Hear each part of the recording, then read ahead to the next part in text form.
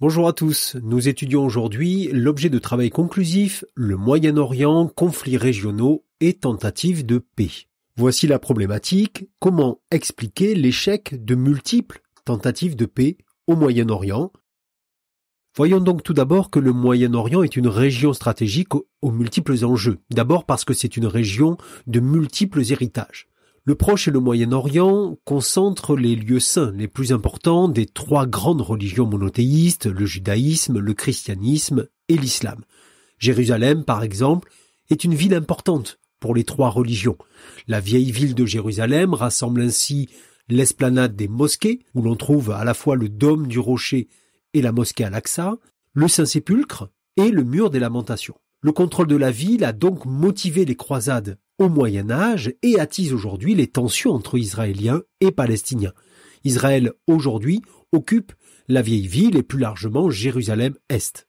Mais la situation contemporaine est surtout née après la Première Guerre mondiale. Durant la Première Guerre mondiale, la Grande-Bretagne reçoit mandat pour gérer ses territoires. En 1917, par la déclaration Balfour, le gouvernement britannique opte pour la création d'un État juif en Palestine. Mais en 1946, alors que les Britanniques rendent leur mandat à l'ONU, cette promesse ne s'est toujours pas réalisée. Vous noterez par ailleurs qu'il s'agit d'une région économique stratégique, d'abord parce que c'est une région pétrolifère. Les premiers gisements sont découverts en Iran et en Irak avant 1914 et deviennent un enjeu majeur pour les Britanniques dans le cadre d'une concurrence économique accrue des pays européens. Rapidement, les plus grandes compagnies pétrolières occidentales se partagent les concessions pétrolières du Moyen-Orient. Ainsi, les États-Unis deviennent la puissance dominante dans la région, ce qui va expliquer leur rôle dans les processus de paix successifs. Et puis, c'est aussi une région au cœur des échanges mondiaux. Depuis les années 80, du fait d'une mondialisation économique croissante, le rôle stratégique du Moyen-Orient n'a cessé de se renforcer. Cette région permet le contrôle de grandes routes maritimes et de points de passage stratégiques, comme le canal de Suez par exemple. C'est tout cet environnement très large qu'il fallait rappeler ici et qui nous permet de comprendre aussi l'imbrication des enjeux dans les différents conflits que connaît le Moyen-Orient. Intéressons-nous maintenant au conflit au Proche-Orient, du conflit israélo-arabe au conflit israélo-palestinien, les tentatives de résolution de la création de l'État d'Israël à nos jours. Je l'ai rappelé tout à l'heure, pendant la Première Guerre mondiale, les Britanniques ont promis une partie de la Palestine aux Juifs tout en ménageant les Arabes.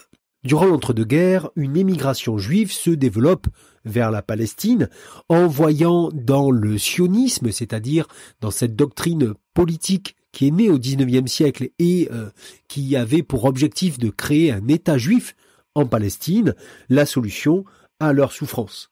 D'ailleurs, la découverte des camps d'extermination en 1945 provoque un puissant mouvement d'opinion en faveur des Juifs. L'émigration alors vers la Palestine s'accentue sous les protestations des Arabes. Incapables de résoudre le problème, les Anglais s'en remettent alors à l'ONU. En 1947, l'ONU vote un plan de partage de la Palestine en deux États, l'un juif et l'autre arabe. La ville de Jérusalem est alors internationalisée et placée sous le contrôle des Nations Unies. Le 14 mai 1948, Ben Gourion, alors Premier ministre d'Israël, proclame la naissance de l'État d'Israël, immédiatement reconnu par les États-Unis et l'Union soviétique. Mais le 15 mai, les armées de la Ligue arabe pénètrent en Palestine. Cette première guerre israélo-arabe, qui se déroule de mai 1948 à janvier 1949, est finalement favorable aux Israéliens grâce au matériel fourni notamment par les pays socialistes et lors des accords de cessez-le-feu, l'État israélien voit sa surface augmenter de 40% par rapport à celle qui est prévue par le partage de 1947.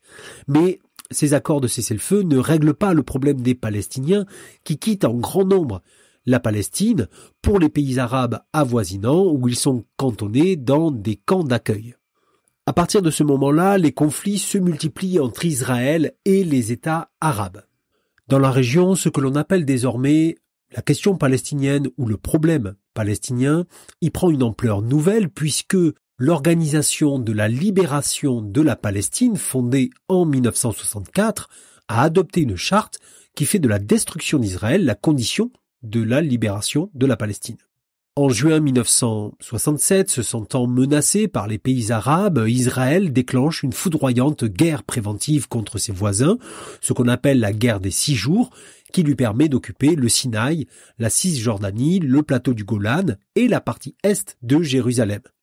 Dans la période de cessez-le-feu, l'ONU intervient en votant notamment la résolution 242 qui réclame l'évacuation de ces territoires, ce qu'Israël refuse, posant en préalable à tout retrait de ses forces la reconnaissance de son existence par ses adversaires. Parallèlement à ça, la résistance palestinienne, dirigée depuis 1969 par Yasser Arafat, utilise la voie du terrorisme. En 1973, le dirigeant de l'Égypte, Anwar al-Sadat, décide de lancer une nouvelle guerre contre Israël, ce que l'on appelle la guerre du Kippour. L'attaque d'abord victorieuse pour les armées arabes, mais la contre-offensive est foudroyante. L'armée israélienne franchit le canal de Suez et marche sur le Caire. Aussitôt, l'engrenage de la guerre froide se met en route puisque les soviétiques menacent d'intervenir pour secourir Sadat, tandis que les Américains mettent leurs forces stratégiques en alerte. Les deux grands arrivent à imposer à leurs alliés respectifs un cessez-le-feu qui, le 24 octobre, met fin à la crise. Cet affrontement entre Israël et les États arabes est marqué par une dernière guerre, la guerre au Liban qui éclate en juin 1982.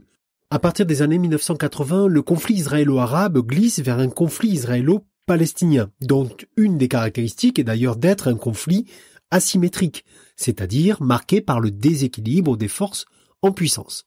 Premier temps, l'OLP, l'Organisation de libération de la Palestine, dirigée par Yasser Arafat, je vous l'ai dit, organise la lutte armée. Mais à partir de 1985, cette lutte est reprise par le Hamas, tandis que l'OLP va privilégier des négociations et privilégier la voie diplomatique pour aboutir à la création d'un État palestinien.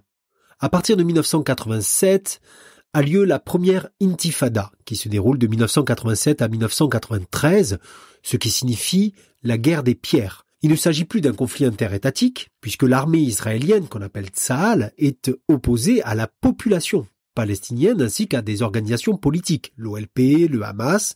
Cette situation va favoriser l'accélération des négociations entre Israéliens et Palestiniens. Négociations d'ailleurs précipitées par la fin de la guerre froide. En effet, privée du soutien soviétique, l'OLP reconnaît implicitement en 1988 l'existence d'Israël, ce qui pousse les États-Unis à ouvrir le dialogue avec les Palestiniens. Ainsi, le 13 septembre 1993, Yasser Arafat et Yitzhak Rabin signent à Washington un accord de reconnaissance mutuelle et d'autonomie des territoires occupés. Cependant, l'hostilité des extrémistes des deux camps, le mouvement Hamas d'un côté, l'extrême droite israélienne de l'autre, rend le chemin de la paix au Proche-Orient très difficile. Ces accords, appelés les accords d'Oslo I, sont complétés par les accords d'Oslo II en 1995 qui instaurent une autorité palestinienne fonctionnant en quelque sorte comme un gouvernement autonome. D'ailleurs, l'assassinat du premier ministre israélien Yitzhak Rabin en 1995 par un extrémisme juif symbolise en quelque sorte ces difficultés du processus de paix.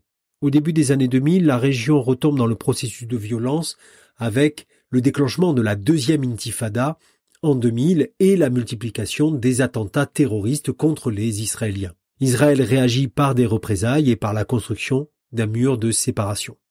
Durant la même période, les négociations de paix sont dirigées par la communauté internationale et notamment par ce qu'on appelle le quartet, c'est-à-dire les États-Unis, l'ONU, l'Union européenne et la Russie. Mais aujourd'hui, le processus de paix est au point mort.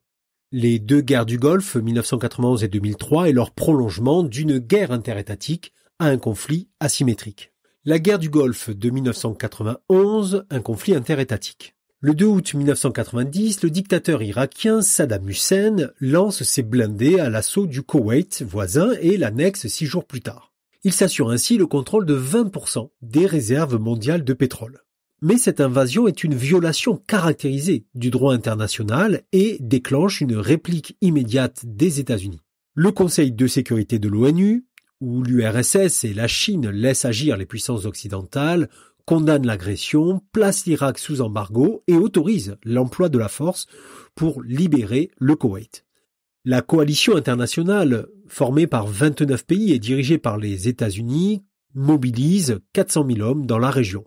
L'opération Tempête du désert est alors lancée en janvier 91 et fin février, elle aboutit à la libération du Koweït et à la défaite de Saddam Hussein. Il doit ainsi payer des dommages de guerre, détruire sous contrôle de l'ONU ses équipements chimiques et nucléaires, et le pétrole irakien reste sous embargo. La deuxième guerre du Golfe, en 2003, et ses prolongements, un conflit asymétrique. La deuxième guerre du Golfe est un conflit intéressant à analyser aussi parce que, en fait, on va partir d'un conflit interétatique pour arriver à un conflit asymétrique. En effet, à un premier niveau, la deuxième guerre du Golfe en 2003 est un conflit interétatique opposant les États-Unis et l'Irak.